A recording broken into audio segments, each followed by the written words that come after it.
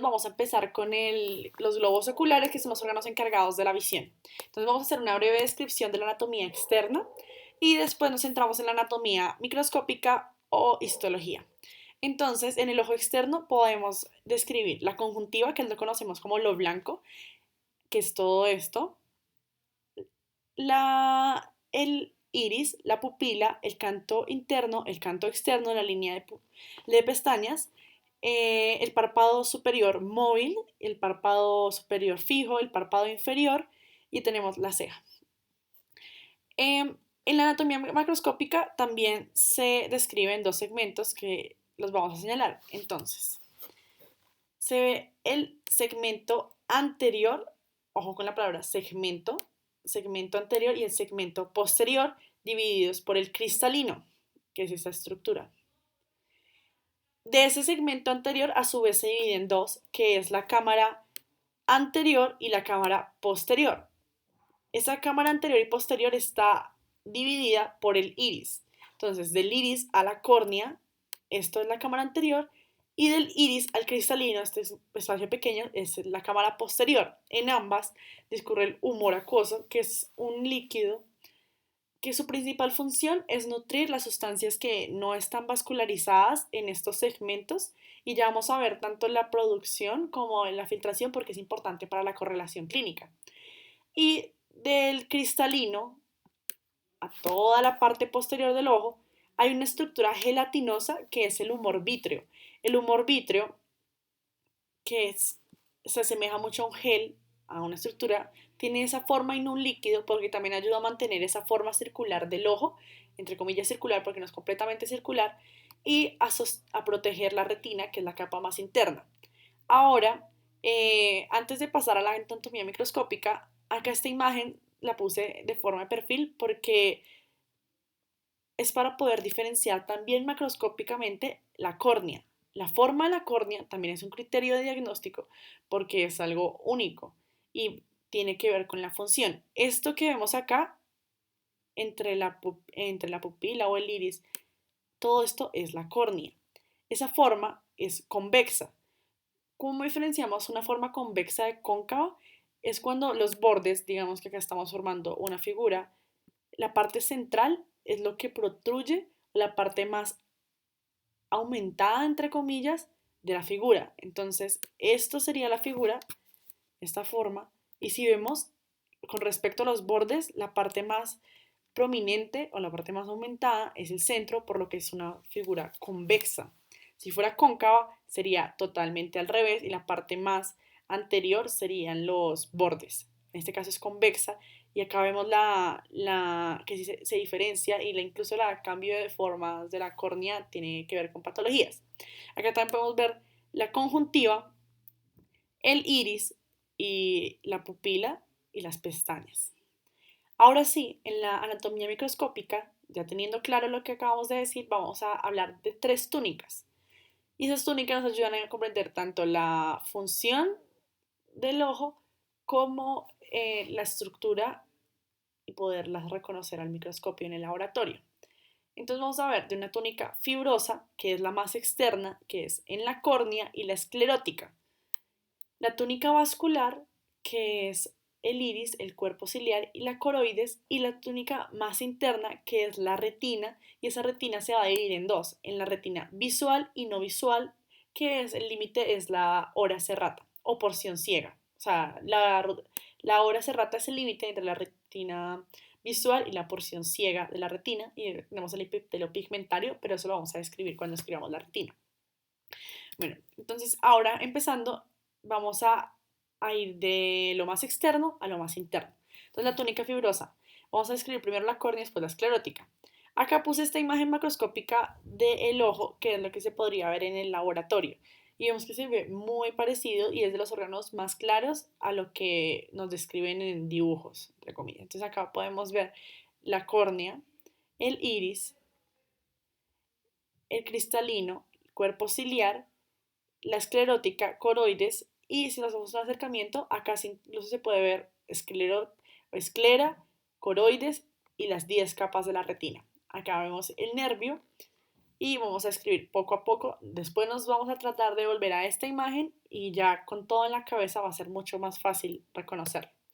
Entonces, acá antes de empezar vamos a describir qué es lo de la cámara, las cámaras que estábamos hablando. Entonces decimos que el segmento anterior nos lo estaba escribiendo por el cristalino y ese segmento se divide en dos, cámara anterior y cámara posterior. El segmento anterior no es igual a la cámara anterior.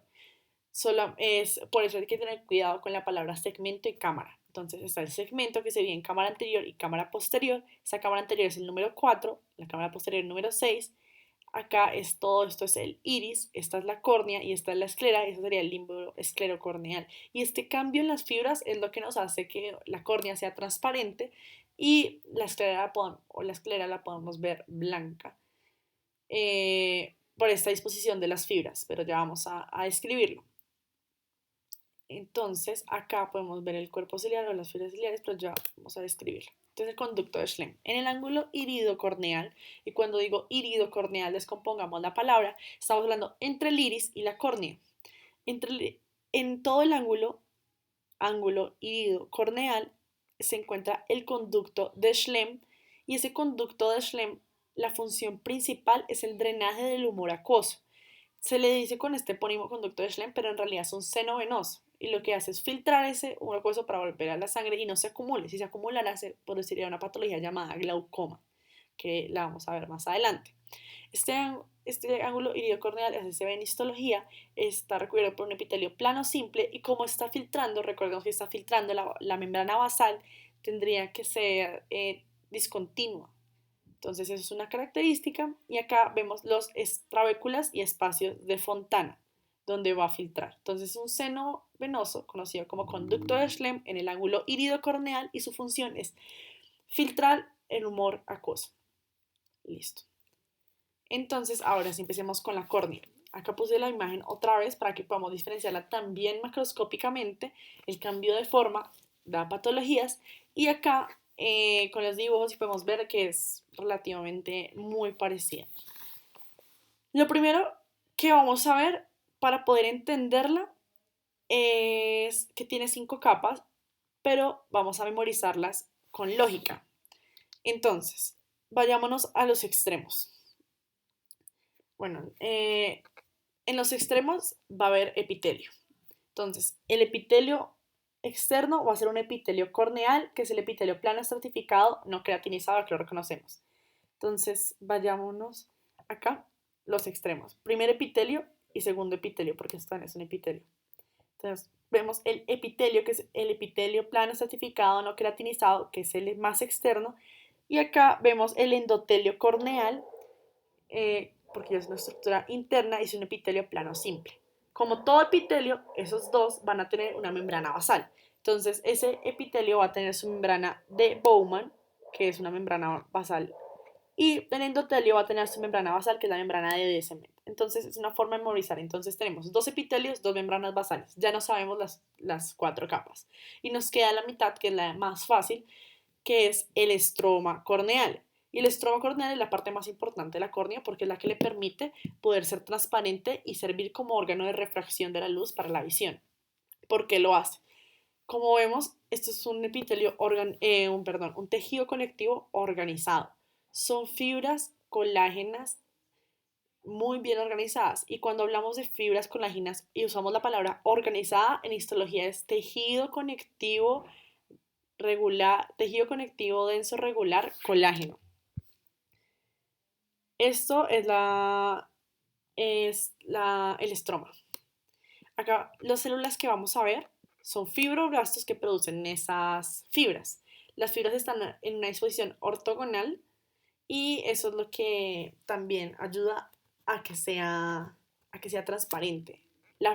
La organización perfecta de las fibras y que sean tan unidas, sean paralelas, pegadas, hace que sea transparente y pueda ser un refractario de la luz. Entonces, ahora las membranas, como decíamos, dos epitelios y cada epitelio de abajo va a tener su membrana. La membrana de Bowman, que está entre el epitelio corneal y el estroma, que es la que está señalada con el número 2, termina en el limbo esclerocorneal y es la barrera contra la diseminación de infecciones y la resistencia de la córnea no se regenera. Y la membrana de Descemet es una lámina basal muy gruesa y separa el endotelio del estroma corneal. Y esta membrana de Descemet es importante porque entre más se acerque a la parte posterior del ojo, va a mantener la curvatura normal de la córnea, convirtiéndose en el ligamento pectíneo. Ayuda a formar el ligamento pectíneo. Entonces, acá vemos que se parece mucho a la descripción de un dibujo. Y acá les puse en que normalmente se escriben estas 5 capas, pero hace muy poco en la Universidad de Nottingham se describió la sexta capa, que es la capa de duda. No está muy bien descrita histológicamente, lo pongo como un dato. No sé si les hablaron de esto, que estaría entre la membrana de Descemet y el estroma, que fue poco y se puso duda por la persona que lo describió. Pero en histología todavía se sigue usando en la universidad las 5 capas. Entonces, una forma de recordarlo es que epitelio arriba, epitelio abajo, cada epitelio con su membrana y la mitad el estroma. Entonces, describimos el epitelio de arriba como epitelio plano estratificado no queratinizado, el de abajo endotelio corneal, y como endotelio es epitelio tejido epitelial plano simple, perdón. Arriba está la membrana de Bowman, está la membrana de Descemet y el estroma corneal, que es tejido conectivo denso regular de predominio colágeno. Acá vemos otra imagen de la córnea, y la córnea también es de los pocos órganos que se ven muy claros en cualquier corte y en cualquier placa del laboratorio por la organización de esta. Acá vamos a tener el limbo esclerocorneal, como su palabra lo dice, es la parte en la que la córnea empieza a progresar hacia la esclerótica, que es lo que vemos como parte blanca. Pues en la primera anatomía externa del ojo lo escribí como una conjuntiva, porque sí es una mucosa, pero la parte blanca o debajo de la conjuntiva y de la mucosa está la esclerótica. ¿Y cuál es el cambio principal del color? La organización de las fibras. Veíamos que en la córnea lo más importante era que era un tejido denso regular de predominio colágeno. En la esclerótica empieza a ser un tejido denso irregular, y así de irregular, y las fibras no conservan esa organización, empieza a tomar ese color blanco y opaco. Si la córnea fuera de esa manera y fuera opaca, no podríamos ver, porque no entraría la luz hacia la pupila y no habría cómo ver, no habría todo el proceso de la visión. Entonces, está la cámara anterior, la cámara posterior, el iris, el cuerpo ciliar y los procesos ciliares, pero acá nos vamos a entrar entre la córnea y la esclerótica, y ese cambio es donde se va a ver también cómo se cambia incluso el epitelio. La membrana de Bowman desaparece en esta parte, la membrana de Descemet empieza a formar el ligamento pectíneo, y el cambio más importante es el cambio en el estroma. Entonces, la esclera a su vez va a tener 3 capas, que va a ser la supracoroides o fusca, la sustancia propia y la epiescleral. Esta imagen es mejor que la imagen es que mejor tratemos de verla, la volteemos, porque no quiero que se lleven la imagen de que esta parte es la superior del ojo. Si estamos viendo acá coroides y la esclera sigue siendo la parte más externa, todo hacia acá es la parte interna del ojo y esta es la parte externa. Entonces tratemos de verlo de esa manera. Entonces, siguiendo ese orden de ideas, la epiesclera es la parte más externa de la esclerótica y es tejido conectivo laxo. Recordemos que cuando hablamos del laxo es que predominan las células que las fibras. Y aparte de eso, hablamos del espacio epiescleral, que tiene contacto con tejido adiposo que permite el libre movimiento del ojo. Hablamos también de un estroma o sustancia propia de la esclera, que ya es tejido conectivo denso. Entonces ya podemos ver la diferencia entre que hay pocas fibras, muchas células, y el tejido conectivo denso. Ya estaríamos hablando del estroma de la esclera. Y las supracoroides ofusca y tiene, descompongamos encima de la coroides, es células de tejido conectivo. O sea, acá empieza a haber también fibras, también colágenas, elásticas, también se describe, y células de tejido conectivo como macrófago, melanocitos y predominio normalmente celular. Entonces, esas son las 3 capas. Esta imagen de la pared del globo ocular nos permite identificar la parte más externa. Todo esto ya es esclera porque no estamos ya en la córnea, y vemos la diferencia, la desorganización de las células Y las tres capas, acá digamos las células sería, la más encima sería episclera, acá sería la más laxa, donde vemos más células, sería la tejido conectivo laxo, que sería la epiescleral, el espacio epiescleral donde estaría lleno de tejido adiposo para libre movimiento del ojo, y el estroma.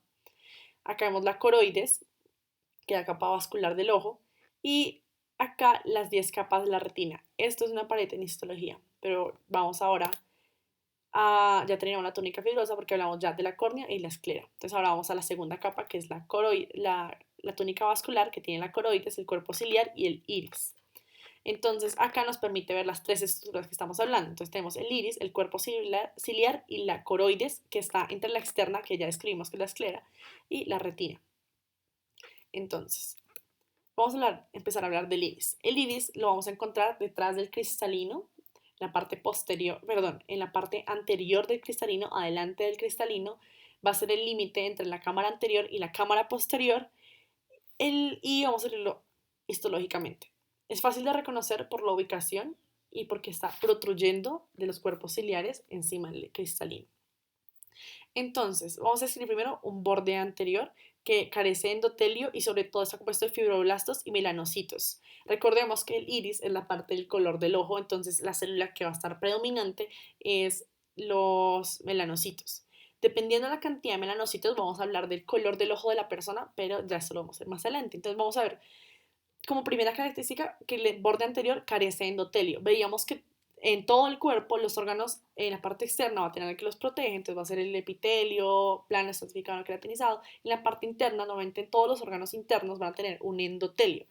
En este se caracteriza porque no tiene endotelio, simplemente es un borde de células, pero no están descritas como algo organizado que ya se pueda llamar como un endotelio. Entonces, estas células que vamos a encontrar ahí es fibroblastos y melanocitos, algunas fibras. Ese es el borde anterior que estás mirando las flechas.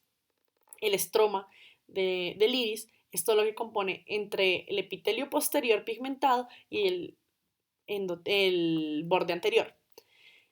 Ese es el borde anterior, ese es el epitelio y todo eso sería el estroma. El estroma está compuesto por colágeno, melanocitos, macrófagos, vasos sanguíneos, nervios, incluso algunas fibras musculares, pero ya vamos a ver cómo se forman.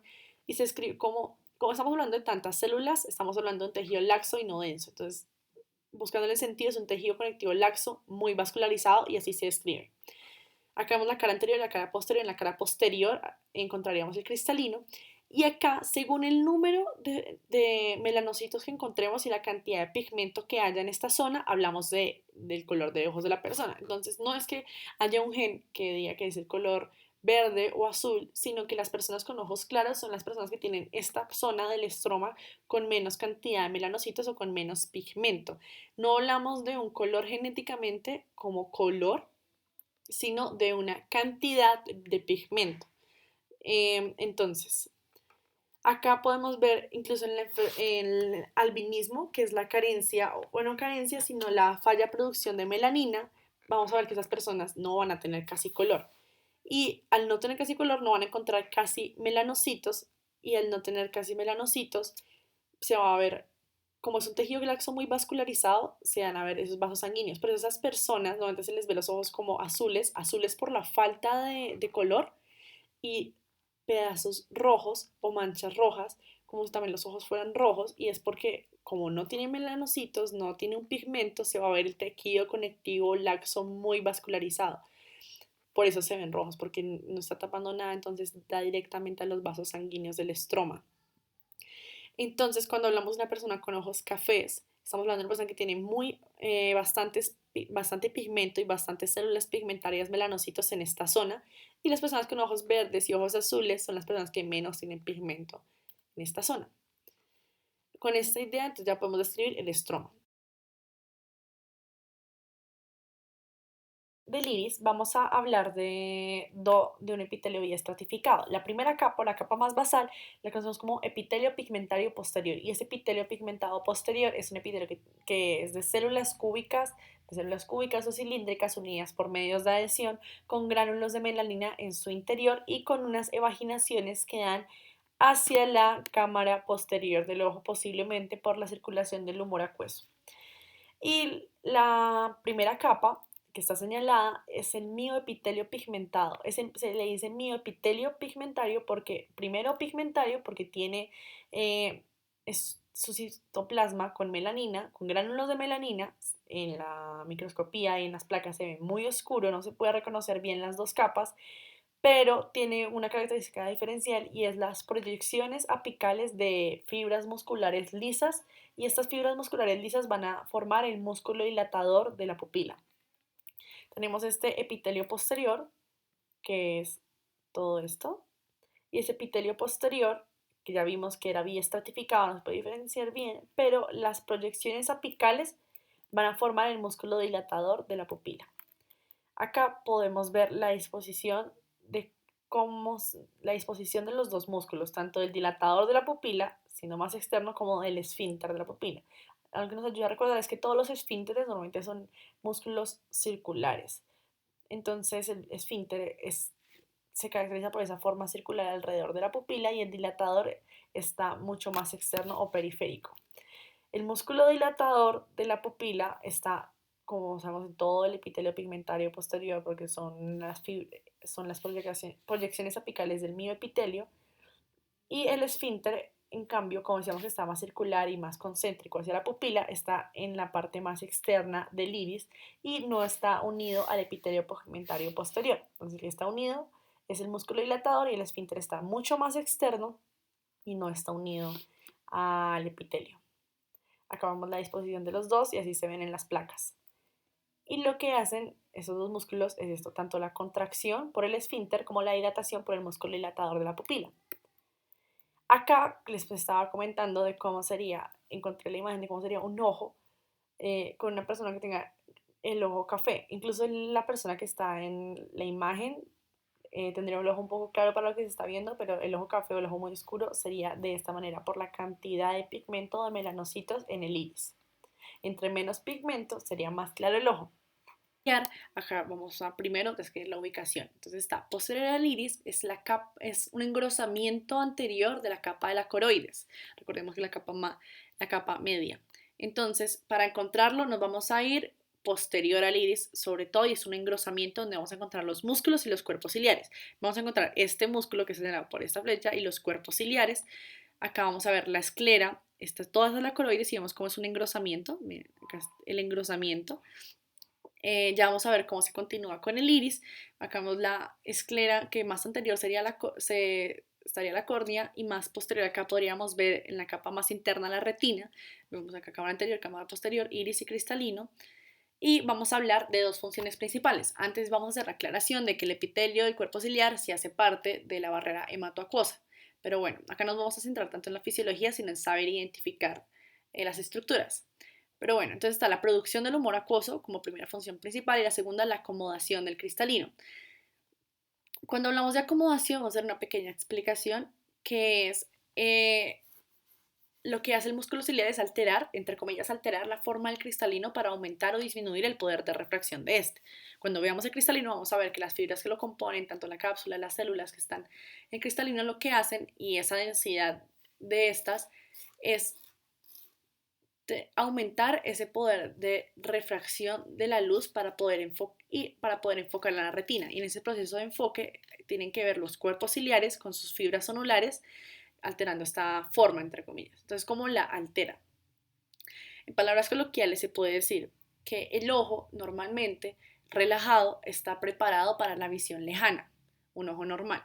Al estar preparado para la visión lejana, el músculo está relajado, y el músculo está relajado, estas fibras se van a tensar.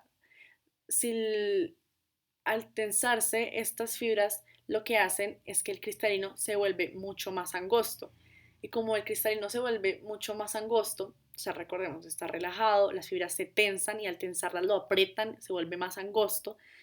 Y al estar más angosto es porque las fibras, o no fibras, sino las haces de luz que vienen en la visión lejana son mucho más paralelos y no necesitan tanto el poder de enfoque, lo necesitan y se hace, pero el poder de refracción y de enfoque es menor porque el cristalino es más delgado, y así pasan a la retina, sobre todo porque los objetos lejanos son casi paralelos.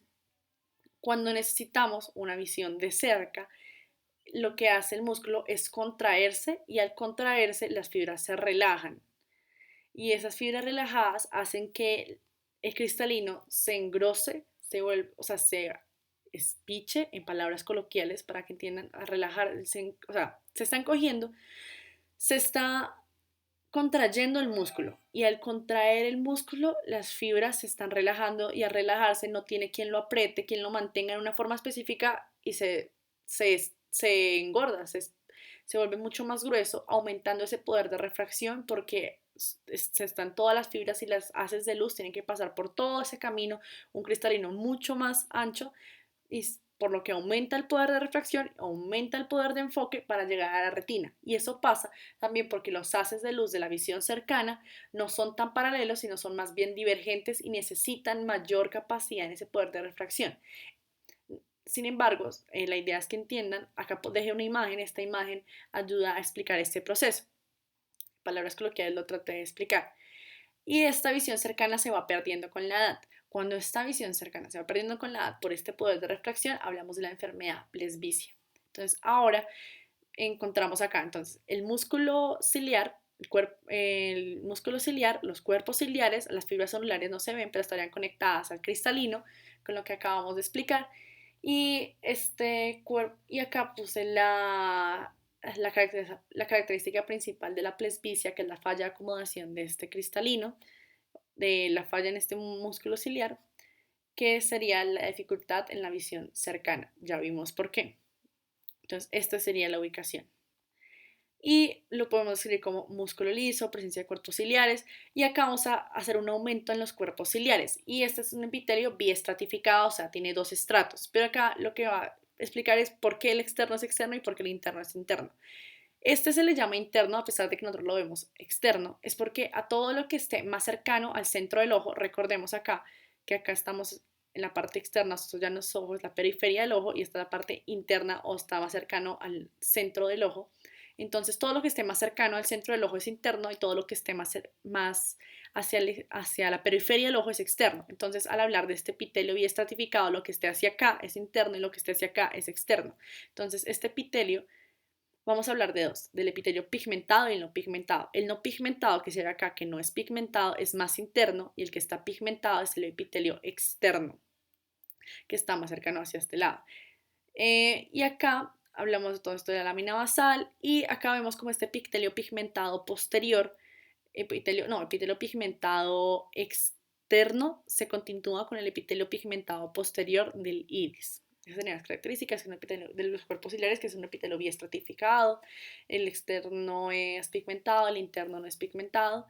Y acá les dejé el esquema con las fibras celulares del cristalino para la explicación de los cuerpos ciliares. Listo, acá hacemos una pequeña correlación clínica. El glaucoma es una enfermedad caracterizada por el aumento de presión del ojo. Recordábamos que la primera función del cuerpo ciliar es la producción del humor acuoso.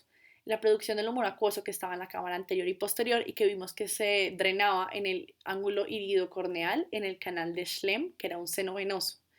Cuando ese canal se puede obstruir, lo que va a hacer es que no se va a drenar el humor acuoso, se va a acumular en estas cámaras y al acumularse e irse acumulando va a aumentar la presión y presiona y presiona y presiona hasta que puede dañar el nervio óptico y puede afectar la visión de las personas. El glaucoma es este aumento de presión. Aumento de presión por el aumento del líquido acuoso o el simple bloqueo del canal de drenaje. Acá como una forma de asociación pequeña, si algunos lo conocen, el cantante Bono de la banda YouTube sufre de glaucoma y por eso usa las gafas oscuras icónicas. Entonces una pequeña asociación, una pequeña correlación clínica. Siguiente. Acá hablamos de la coroides ya, que es la tercera capa de la túnica vascular. Entonces hablamos de iris, el engrosamiento de la túnica vascular que sería el cuerpo ciliar, y la coroides, que es la túnica media entre la esclerótica y la retina. Esta coroides también se habla de tres capas. Acá la retina y epitelio pigmentario, pero acá nos centramos es en esto, que es la supracoroides o epicoroides, que es la más, como dice supra, la más externa, o sea, la más cercana a la esclerótica, porque estamos hablando de una capa media, donde la capa vascular y la capa coriocapilar. Recordemos que esta túnica vascular es toda la porción de los vasos sanguíneos del ojo. Entonces, acá la capa coriocapilar la va a resaltar porque es la capa interna y es la capa de los vasos organizados que proveen las sustancias nutritivas a la retina. Entonces acá vemos todo esto que es esto. Y la membrana de Bruch está entre la capa coriocapilar y el epitelio pigmentario de la retina. Es el límite directo y va desde el nervio óptico hasta la hora serrata. Recordemos que la hora serrata era el límite entre la retina visual y la retina no visual. Entonces, esas serían las tres capas. Probablemente en el laboratorio no se pueden identificar fácilmente las tres capas de la coroides. Lo importante es que sepamos que la túnica vascular de la retina y si preguntan la capa coriocapilar, la capa más interna de la coroides es la que le da la nutrición a la retina y al epitelio pigmentario de la retina. Entonces, con eso terminamos la segunda túnica vascular, el iris, cuerpo ciliar y coroides. Ahora, entonces, de una forma muy didáctica, vamos a dividir las 10 capas de la retina poco a poco. Entonces, acá vamos a hablar de los 4 principales tipos de células. Y según esos 4 principales tipos de células, vamos a ubicar todas las capas. Entonces, está el epitelio pigmentario de la retina, acá, ahora las células, los fotorreceptores, los conos y bastones, los bipolares, las células bipolares y las células ganglionares, los 4 principales. Ahora a esos 4 principales se le agregan dos grupos anexos. El primer grupo, que son las de asociación entre estas, y el segundo grupo, que son las células gliales, porque es un epitelio, un neuroepitelial, entonces va a haber células gliales. Pero no nos dejemos confundir. Entonces, primero, epitelio pigmentario retinario, los fotorreceptores, los bipolares, las ganglionares y las células de asociación. Están las células amacrinas, las células horizontales y las células interplexiformes. Y ahora las células gliales que decíamos, están también tres, astrocitos, microcitos y las células de Müller. Entonces, vemos tres grupos grandes. Los principales, epitelio pigmentario de la retina, fotorreceptores, bipolares y ganglionares, en ese orden. Ahora las tres de asociación, amacrinas entre bipolares y ganglionares, horizontales entre fotorreceptores y bipolares, y las interplexiformes. Y después las gliales, que serían astrocitos, microcitos y células de Müller. Según esto es donde vamos a ubicar las capas y están ubicadas en este orden. Y así quieren podemos repetirlo, pueden repetir este pedacito y así vamos primero memorizando de esta manera. Ahora las capas. En las capas va a haber una sola capa para el epitelio pigmentario de la retina. Va a haber una sola capa para la nuclear externa que van a ser los fotorreceptores únicamente. La nuclear interna que va a tener todo lo que estábamos viendo, horizontales interplexiformes amacrinas y el núcleo de las células de Müller. Y la capa ganglionar, como su nombre lo dice, de las células ganglionares. Entonces acá tenemos ya las 4 primeras capas y las que hay que escribir con las células. Las demás son capas como anexas a estas para explicar lo que está pasando en esas capas. Entonces ahora vamos a ver lo que está pasando en sinapsis. Ahí vamos a ver la plexiforme externa y la interna. Plexiforme externa entre la nuclear externa y la nuclear interna, o sea, las unas entre fotorreceptores y bipolares, y la plexiforme interna entre las bipolares y las ganglionares. Ahora las limitantes, como su nombre le dice, son las limitantes y solo describen los límites de las células de Müller, que sería la limitante externa y la limitante interna. Y acá ya tenemos las 10 capas descritas. La idea es desglosarlo de esta manera para podernos ubicar. Ahora sí, sabiendo de esto, vamos a buscar. Entonces, decíamos ahorita que solo habían 2 capas nucleares, entonces vamos a ubicarnos donde veamos núcleos.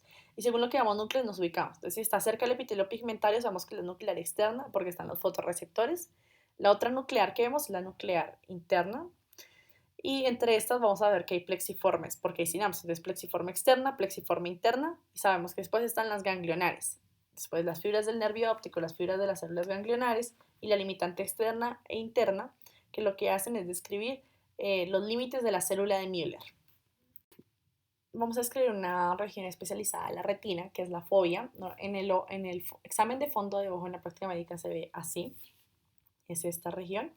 Y esta fobia histológicamente es importante porque lo que acabamos de ver de las 10 capas, acá no se ven las 10 capas, sino que se ve únicamente la capa de fotorreceptores y aparte de verse la única capa de fotorreceptores, se ve predominantemente conos porque es una región especializada en la visión de color.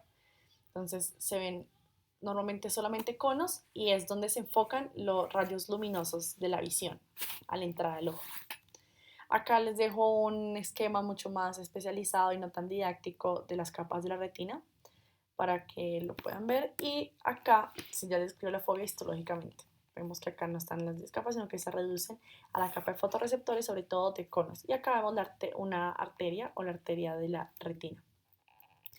Acá vemos como cualquier otro nervio, no, los nervios se diferencian prácticamente en el nombre porque acá vemos lo que es el nervio óptico, pero ya sabemos las características de describir un nervio, entonces no nos detenemos.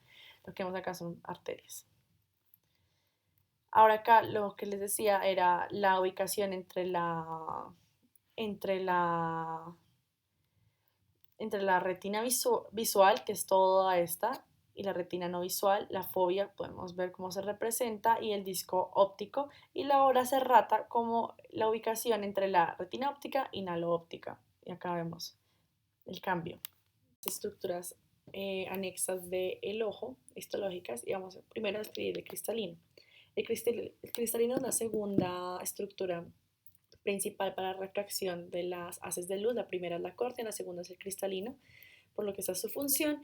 Y un criterio de diagnóstico es la forma del cristalino. Como lo estamos viendo, el cristalino tiene una forma biconvexa. Ahora vamos a escribir la estructura y por qué es importante.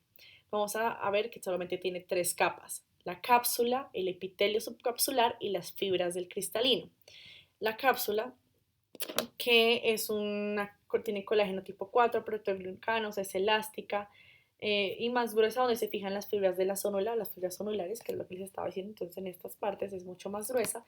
Esta es la cápsula del cristalino, la parte más externa. El epitelio subcapsular, que son las células epiteliales, aumentan en la región cerca del ecuador y se diferencian en fibras de cristalino. Y la parte apical de estas es hacia las fibras de cristalino, no hacia la cápsula. Esta es la parte apical. Acá no se alcanza a ver, pero el epitelio está debajo de la cápsula y sería este. Ahora las fibras del cristalino, que son muy importantes. Las fibras del cristalino se caracterizan porque son unas estructuras celulares prismáticas hexagonales. Cuando decimos prismáticas es por esta forma, hexagonales porque tienen los 6 lados. Y estas lo que hacen es que van perdiendo el núcleo, los organulos a medida que se acercan al centro, volviéndose muy condensadas. Estas fibras tienen una proteína llamada la cristalina, además de otras proteínas, que lo que ayuda es a esa capacidad de refracción y poderle dar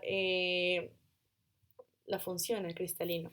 Entonces no nos tenemos mucho en la fisiología, pero es para tenerlos. Las fibras son fibras más como estructuras celulares que son prismáticas hexagonales y van perdiendo sus orgánulos a medida que se van yendo hacia el centro del cristalino.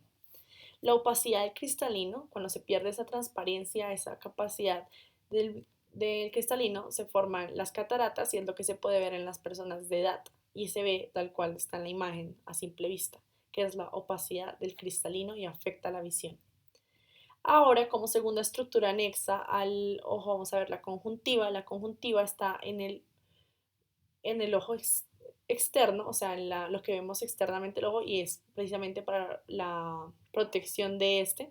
Es toda esta parte blanca, es una mucosa, pero es lo que recubre la esclerótica. O sea, esta parte de la conjuntiva es una película también de lágrimas, por eso es un tejido epitelial cilíndrico estratificado con células calciformes como toda mucosa y es para la protección. Y se escribe tal cual: conjuntiva, tejido epitelial cilíndrico estratificado con células calciformes. Listo, ahora seguimos con oído.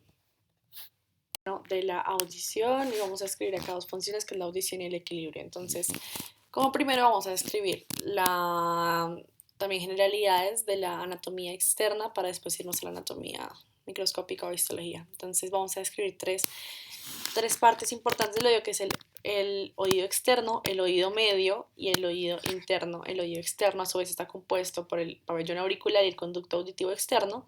El oído medio sí está limitado con la membrana timpánica, tiene los 3 huesecillos del oído, los 2 músculos importantes, y el conducto auditivo interno con la cóclea y los conductos semicirculares importantes, donde van a salir los 2 nervios, el octavo par vestíbulo coclear, donde escribimos el vestíbulo como el equilibrio y la cóclea como la audición.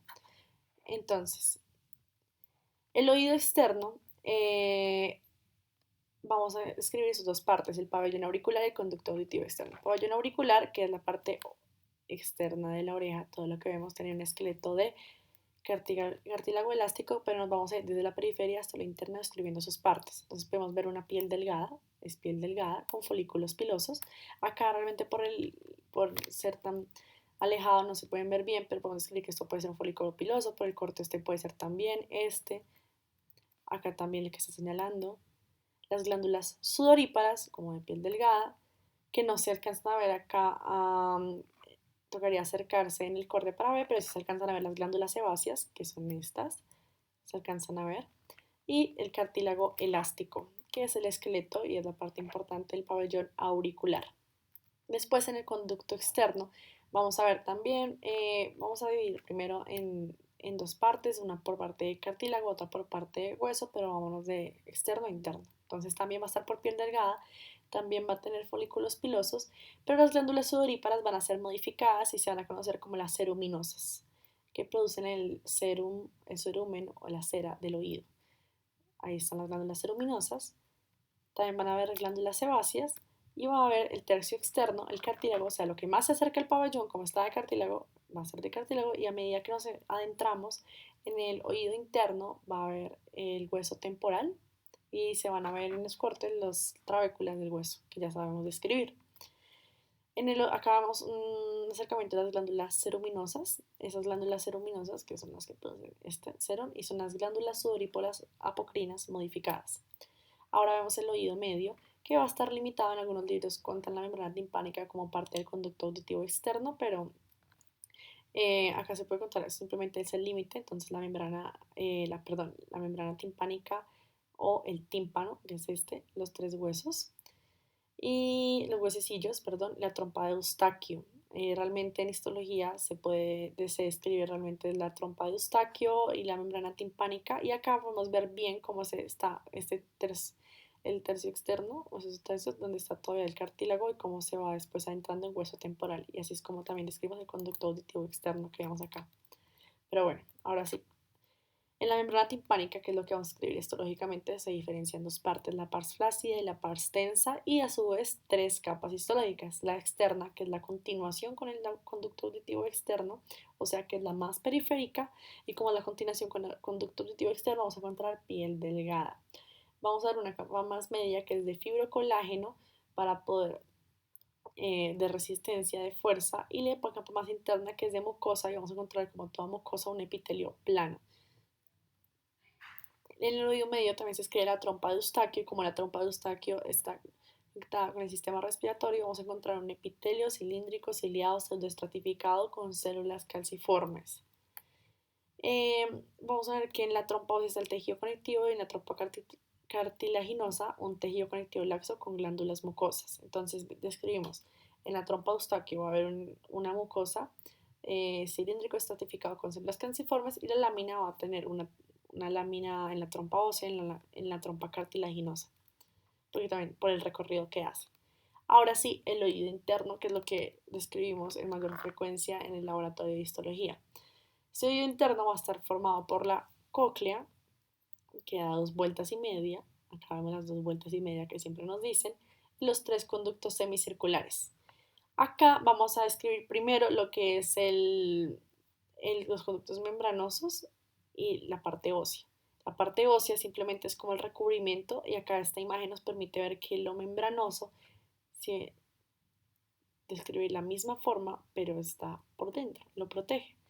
Entre el óseo, acá sabemos que está la perilinfa, en el óseo está perilinfa, dentro del membranoso está la endolinfia y otra vez en el óseo perilinfa. O sea, lo que nos está describiendo es que en esta partecita, en este espacio entre óseo y membranoso vamos a encontrar perilinfa, en esta parte interna endolinfa y en esta parte entre interna y externa perilinfa. Eso es lo que nos está describiendo.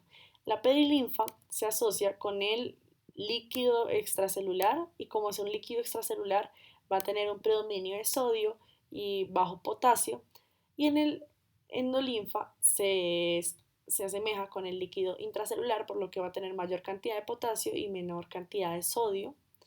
Y la perilinfa lo que describíamos con el líquido extracelular. Entonces, con esa idea ya podemos empezar a describir. Esto es lo que vamos a ver en el laboratorio. Vamos a ver sobre todo la cóclea, por el corte se ve de esa manera, pero vamos a ver, son 2,5 vueltas, la forma. Y los conductos semicirculares se van a ver es las terminaciones de estos, que ya las vamos a describir. Entonces, está primero, y en esta ubicación casi siempre está el músculo estapedio, el músculo más pequeño del cuerpo. Están las crestas apulares de los conductos semicirculares, y eso es lo que vamos a poder ver de los conductos. Vamos a ver el utrículo, el sáculo, y ese utrículo y sáculo van a formar el vestíbulo. Y en el utrículo siempre van a desembocar las crestas ampulares de los conductos semicirculares, siempre. Acá vamos a ver las máculas del utrículo y del sáculo que están ubicadas perpendiculares una a la otra. Acá no podemos ver la otra, pero si esta es horizontal, la otra estaría vertical. Segundo por el corte no se puede ver. Acá vemos la cóclea, que es todo esto. Y acá vemos el órgano de Corti. Esas son las estructuras que nos piden identificar en histología. Entonces, empezando por el equilibrio, vamos a hablar de los conductos semicirculares. Y esos conductos semicirculares, acá vemos la descripción anatómica macroscópica, van a tener esa disposición en 3D porque nos ayudan al equilibrio dinámico y estático del cuerpo en los planos X, Y y Z. Por eso están dispuestos de esa manera. Pero no vamos a revisar la fisiología. En histología, lo que se revisa es que cuando terminan y se depositan en el utrículo, porque todos desembocan, entre comillas, en el utrículo, van a tener unas ampollas, y esas ampollas son las que van a tener las células sensoriales que según el movimiento de la cabeza, sobre todo del cuerpo, van a mover esta ampolla que va a tener las células sensoriales, y estas células sensoriales que ya vieron que tenían los estereocilios, la célula ciliada, el estereocilio, el cilio largo, entre comillas, en palabras coloquiales, y según ese movimiento va a permitir la entrada de iones como el potasio, que va a estimular la célula sensorial y así va a producir el estímulo. Esa es la fisiología en muy pocas palabras, la podrían revisar, pero en histología se describe de esta manera. Entonces, esta es una imagen mucho más realista, esta nos permite ver una forma mucho más acercada y por eso es buena, pero acá no nos deja, acá no está bien que la cúpula, esa parte glucoproteica, esté tan cerca de la perilinfa, entonces solo nos sirve como para describir la macroscopía, pero es más común encontrarla de esta manera. Entonces acá está, todo esto es perilinfa, esto es endolinfa, o va a estar ubicada la endolinfa, y esta es la ampolla.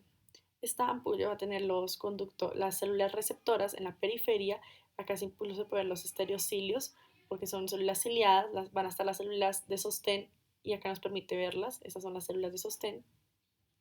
Y toda esta parte van a estar los nervios. Entonces serían los conductos semicirculares y las ampollas de este. Acá, como les decía, la mácula del utrículo y del sáculo también está relacionada con el equilibrio, y acá va a tener, a diferencia de esta que era una cúpula glucoproteica, acá tendrá la membrana autolítica, y acá sí se puede ver como la mácula del sáculo y del utrículo están ubicadas perpendicularmente, o sea, si una está horizontal, la otra está vertical. El utrículo está la mácula del sáculo, y acá podemos ver que la diferencia, digamos, entre las ampollas, estas ampollas son mucho más apicales, o sea, son como unas protuberancias en forma de pirámide, entre comillas, y así lo podemos diferenciar, mientras que la mácula es un órgano horizontal más que vertical. Es una primera diferencia. Entonces, mácula del sáculo, mácula del utrículo, entre la del sáculo y el utrículo sí son muy similares, y lo que van a tener es una membrana otolítica al final, en la parte más apical con los otolitos, que son cristales, y estos cristales se van a mover y asimismo también van a estimular los estereocilios y van a producir el movimiento de la cabeza entre los planos X y Y sobre todo. Entonces revisen la fisiología de este. Y acá podemos ver la diferencia entre una cresta ampular y unas máculas, que son muy diferentes. Acá podemos ver que son los cristales, la otoconia, los otolitos, las células ciliadas que están debajo de estos, y este movimiento de estos otolitos van a estimular estas células ciliadas, y entre las células ciliadas van a ver las células estructurales, y debajo van a estar las fibras nerviosas que van a formar el nervio vestibular. Es tanto las mácula como las ampollas forman el nervio vestibular. Ya vamos a ver la cóclea, que al final estos nervios coclear vestibular se forman para formar el octavo par. Entonces, en histología se describen, es más como mácula del sáculo o mácula del sáculo, mácula del utrículo, y sobre todo si es ampolla, el conducto semicircular, y las características ultraestructurales serían las células ciliadas, la membrana autocónica o la membrana glucoproteica o la cúpula glucoproteica, entre eso. Entonces, ahora vamos a ver en la cóclea. Esta es la cóclea en forma macroscópica, ya vimos cómo se vería en el laboratorio y acá vamos a describir las partes de la cóclea. Entonces, en cada vuelta vamos a encontrar esa conducto sería el conducto vestibular o la rampa vestibular mejor que la superior, rampa vestibular sería esta de arriba, la rampa timpánica, esa sería la rampa intermedia, donde está el órgano de Corti, y los líquidos, se llegó al consenso los profesores y creo que hay un error en Ross, en esta parte donde en la membrana vestibular es la perilinfa, en la membrana timpánica está la perilinfa, en la rampa media está la endolinfa y dentro del órgano de Corti está la cortilinfa. Ahora sí, sabiendo esto como generalidades, vamos a ver las partes. Entonces está la membrana vestibular, la membrana basilar, la parte más basal, está el ligamento espiral, está la estría vascular, que es importante porque produce la endolinfa, y acá ya vamos a ver el órgano de Corti. Entonces tenemos el limbo espiral, tenemos las células limitantes externas, las células falángicas internas y las células ciliadas internas, células falángicas y células ciliadas internas. Está en la membrana reticular, las células ciliadas, podrían ser células ciliadas extérnicas, las células falángicas externas, las células de Claudius que se describen, y está la membrana tectoria que sale del limbo espiral.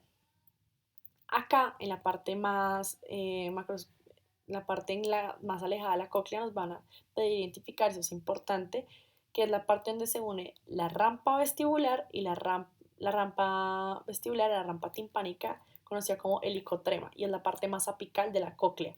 Acá también podemos ver el modiolo, los ganglios espirales, y esos ganglios espirales o el ganglio espiral de Corti, que es lo que sale de las células ciliadas en cada uno, ganglio espiral, acá está el ganglio espiral nos van a formar el nervio coclear y es lo que vamos a ver acá, que después se va a unir con el vestíbulo y formar el vestíbulo coclear. Vamos a ver si en la anterior podemos verlo en alguno.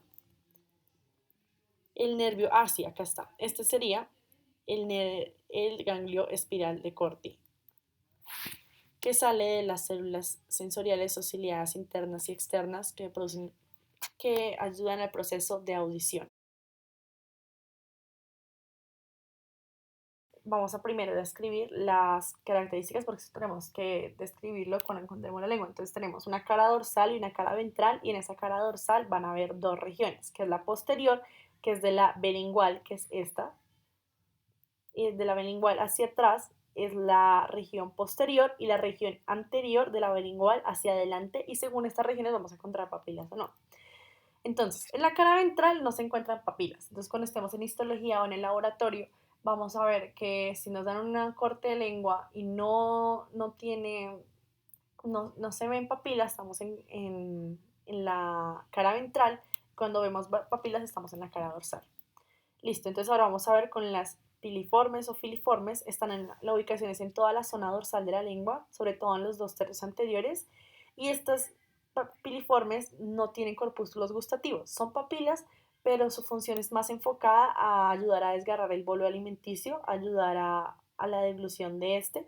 Terminan en punta, parecen arañazos de gato y son las únicas queratinizadas y las únicas que no tienen corpúsculos gustativos. Están en toda la cara dorsal y se ven claras, porque terminan en punta, como si cogiéramos el epitelio y lo fuéramos rasguñando. Así se ven de esa manera. Están las células calciformes que parecen las células calciformes, perdón, están en la lengua, en la región posterior, pero más que en la región posterior están sobre todo en la bilingual y se ven incluso macroscópicamente y son de 8 a 10 en toda la lengua y son muy reconocibles porque son las que se le ven mejor los corpúsculos gustativos y es el órgano, estos que son órganos sensitivos intraepiteliales, es el órgano sensitivo intraepitelial, todo esto que vemos y que señalamos acá son corpúsculos gustativos. Y en las placas se ven muy bien. Entonces, una papila que damos con corpúsculos gustativos es una papila calciforme. Esa sería la principal característica, además de la forma, y estas papilas se ven sobre todo entre otras papilas, no están juntas y por lo que son de 8 a 10 apenas, entonces normalmente están metidas entre papilas piliformes.